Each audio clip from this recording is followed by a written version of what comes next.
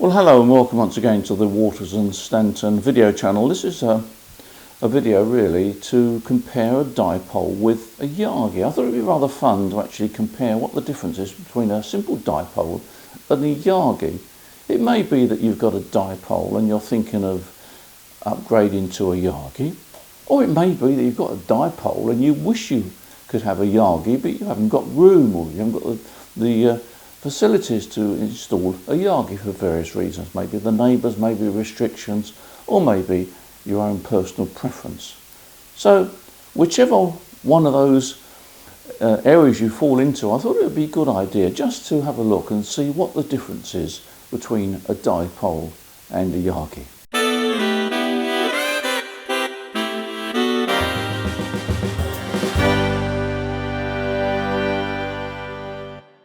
Now, a dipole has been around for years. It's really the basis of many antennas, even a Yagi actually. But the simple dipole is a very effective antenna. It's simple to erect and it doesn't really cost much to put up in the air, particularly if you use wire.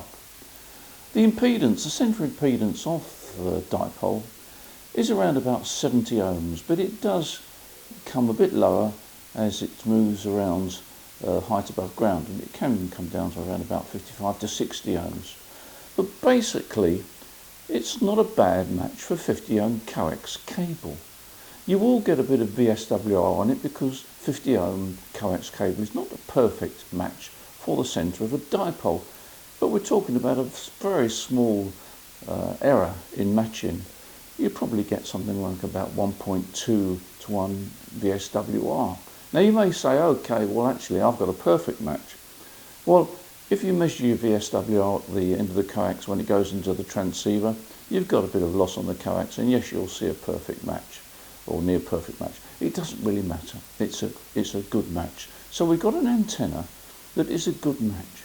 We've also got an antenna that radiates in two directions. It radiates broadside to the run of the wire in both directions. So that means to say that if you were to erect an antenna where the wire ran north-south, you'd have very good radiation to the east and to the west, which is not a bad angle of radiation for us that live in Europe. It also exhibits pretty good angle of radiation. It's generally reckoned if you have a dipole half wave above the ground on whatever frequency is. Let's say, for example, let's talk about 20 metres, because that band seems to be a popular band. 20 metres, if you can erect that antenna half wave above ground, which is around about what, 30 feet, 33 feet, or 10 metres in new money, you've got a reasonable angle of radiation. And I'll come back to angles of radiation a bit later in this video. So we know that a dipole works pretty well. It's got very good match to 50 ohm coax. It radiates in two directions, and it has a reasonable angle of radiation. So let's now look at a Yagi and where things start to change a bit. Now we know that a Yagi antenna basically predominantly radiates in one direction, so it hasn't got the advantage of being able to radiate in two directions, but that can actually be an advantage as well. It radiates predominantly in one direction. That means to say, of course, that you've got to turn it around to get the coverage. But it does give some forward gain. Now I go back many years, and I purchased for whatever reason 2 copies of the W6SAI Beam Antenna Handbook, written by William Orr, W6SAI, and I reckon that really is the most comprehensive manual on Yagi antennas. And interestingly enough, he makes the point that if you're going to add one parasitic element to your dipole, because after all a dipole is the fundamental of a Yagi, if you're going to add one element to it, it's best to add a director. Now you might think that perhaps a reflector would be the best option, but no. If you add a director, it adds significantly more forward gain and also gives reasonable front-back ratio. And as a rough guide, if you add a director to a dipole, and you space it about 1.1 wavelengths away from the dipole, you get forward gain of around about 5 dB. And you can get a front to back ratio of up to around about 15 dB. So that combination is probably the best combination you can get if you're going to restrict yourself to 2 elements. But what happens to the feed impedance? Well, it's a little bit of a, I'll say it's a problem there, but basically the feed impedance drops quite dramatically. It drops to around about 20 ohms. So we've immediately got a bit of a matching problem. And you need to take care of that. And there are various ways of matching a Yagi. You can use a gamma match or delta match or whatever. But the fact is that as soon as you add a parasitic element to a dipole, the impedance drops quite significantly. But you get a significant amount of forward gain, up to 5 dB, which is bordering on 1S point. That's certainly very good. And also you get good front to back ratio up to 15 dB or so. The requirement for the director is it should be roughly 5% shorter than the actual driven element. And that combination will give you the basis for a 2-element Yagi. Now, it's very easy to lose some of that gain if you don't match it properly, or if you get the tuning of the director incorrect, and then you're sort of going to drop down to 4 dB. And also the sweet spot of gain, wherever it is in the band, the gain drops off as you move away from that sweet spot. So if you've resonated the antenna for 14.2 megahertz and you've got the director optimized, then you'll get something like 5 dB forward gain. But as soon as you start to move around the band a bit down to say 14.1 or 14.3, that forward gain starts to drop a bit. So it probably, a rule of thumb is that a 2-element Yagi, probably home constructed, will give you something like 4 dB forward gain wherever you are on the band. That's a good rule of thumb. So what happens if you add another element, say a reflector? Well, a reflector needs to be spaced a bit further away from the driven element than the director, and it needs to be about 5% longer than the driven element.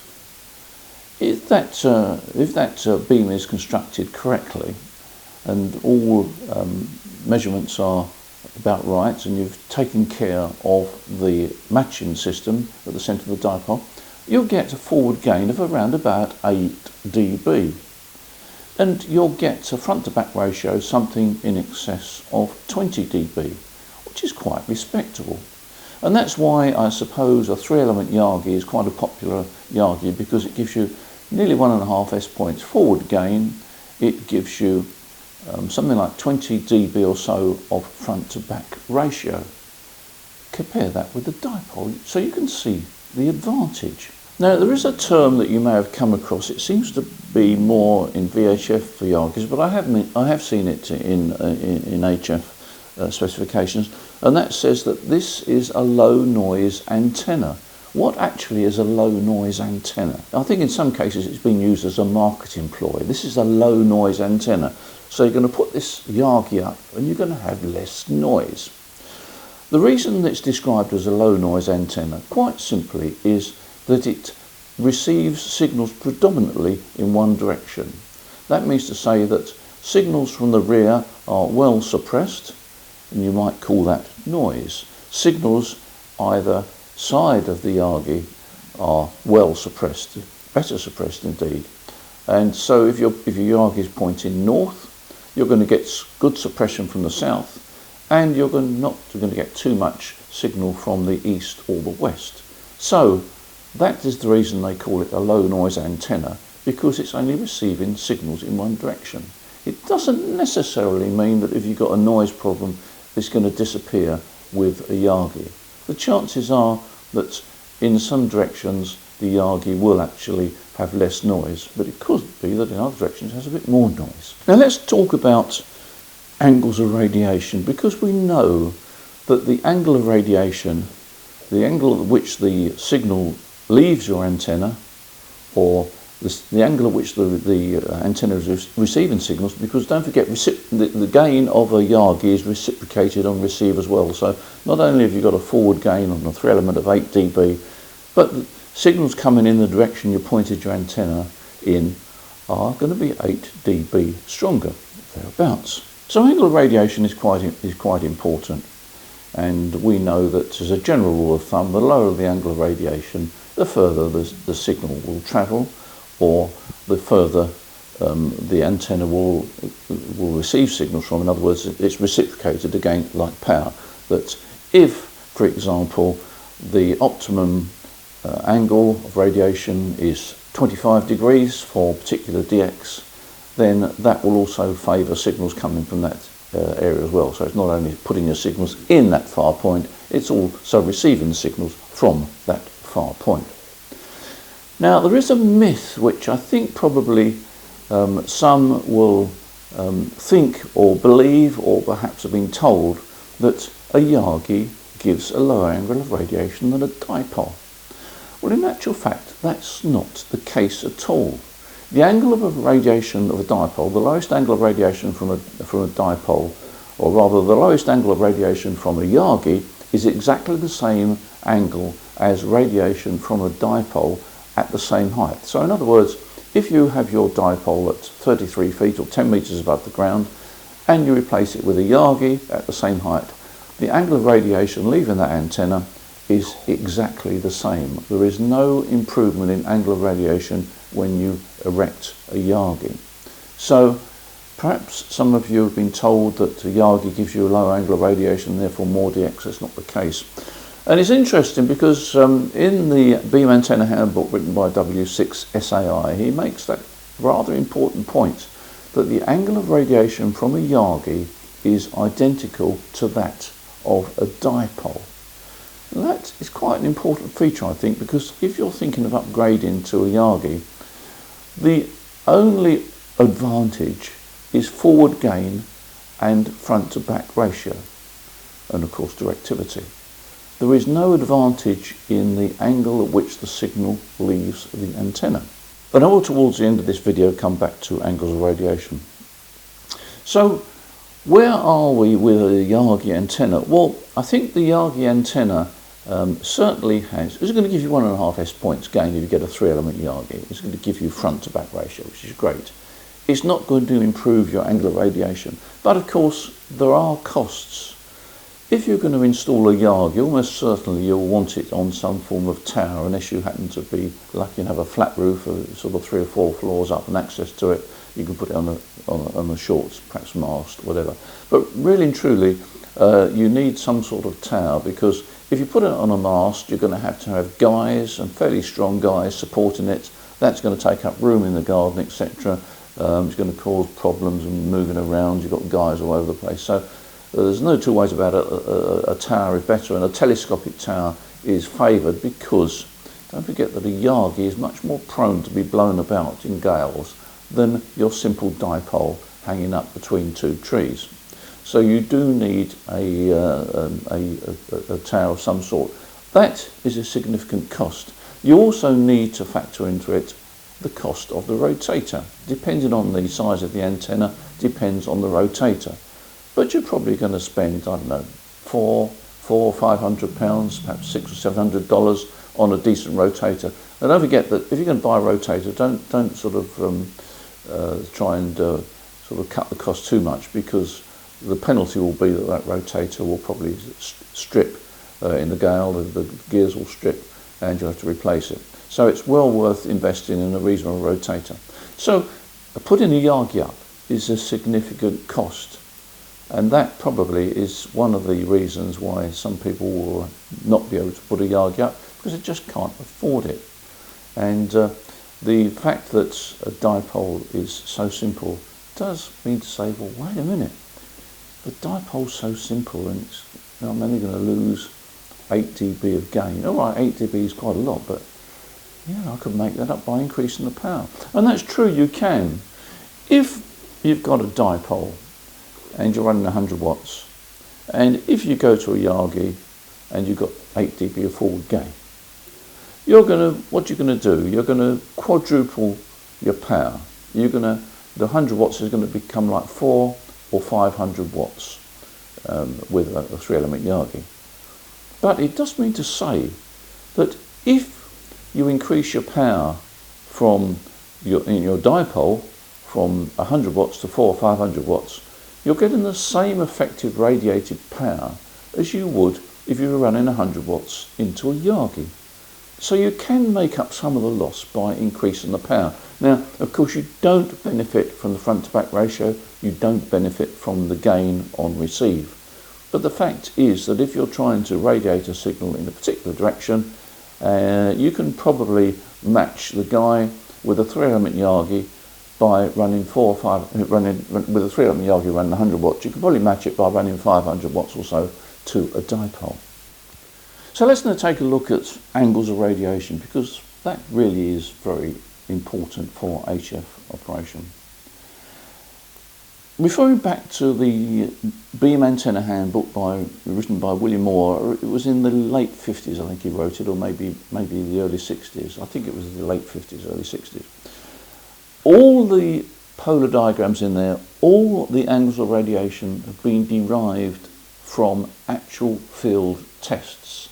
None of it has been derived, they didn't have computers then, none of it was derived from antenna modelling. It was all derived from antenna field tests. Now let's put up on the screen the angles of radiation that you get either from a dipole or from a Yagi at certain heights. I'll just run through those now. I've put up on the screen the radiation pattern from both a Yagi and a dipole at a half wave above ground.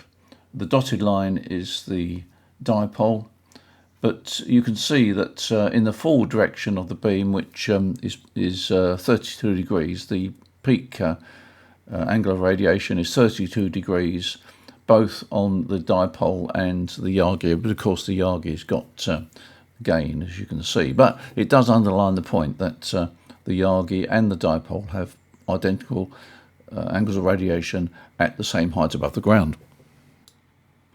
Now if we move further across, you'll see that we're now looking at 3/4 of a wavelength above ground, and the angle of radiation has dropped to 20 degrees. The peak angle of radiation has dropped to 20 degrees. Again, on the dipole and Yagi, exactly the same when the antennas are 3/4 of a wavelength above the ground. Now, if we move across a bit further, you'll see that we've now got the antenna at one wavelength above the ground on 20 metres. That would be 20 metres high, or about 65 feet above ground.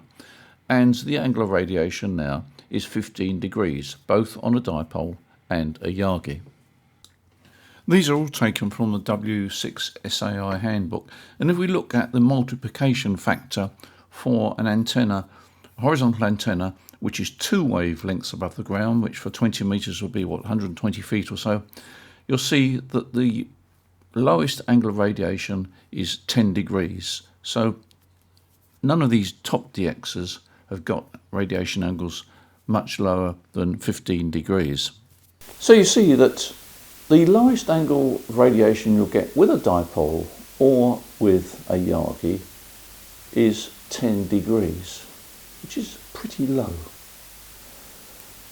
The fact is that many stations don't have Yagis at 100, 120 feet. They have Yagis at 50 or 60 feet, when the angle of radiation is not even down to 10 degrees. And the fact is that for a lot of communication, you don't need these really ultra low angles of radiation. And in fact, I've done a couple of videos now, I think, explaining that if you use the grey zone and caudal hop, it appears that you don't need a particularly low angle of radiation at all.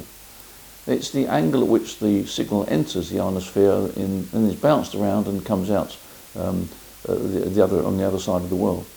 So you don't actually need particularly low angle of radiation to work DX. And that's been proved time and time again.